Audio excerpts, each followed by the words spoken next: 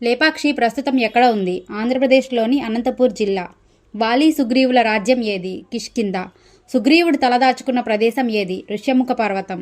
విషముఖ పర్వతం ప్రస్తుతం ఏ ప్రాంతంగా ఉంది? కర్ణాటకలోని హంపి పరిసర ప్రాంతం. పంపా సరోవరం ఏ ప్రాంతంలో ఉంది? ఋష్యముఖ పర్వతం.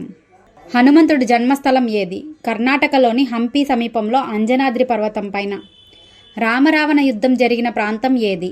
తలైమన్నార్. తలైమన్నార్ ప్రస్తుతం ఎక్కడ ఉంది? శ్రీలంకలో. రావణ వధ జరిగిన ప్రదేశం ఏది? తలైమన్నార్ ప్రస్తుతం శ్రీలంక. సుగ్రీవుడు అంటే అర్థం ఏమిటి? మంచి తలకలవాడు అని అర్థం. వాల్మీకం అంటే అర్థం ఏమిటి? పుట్ట.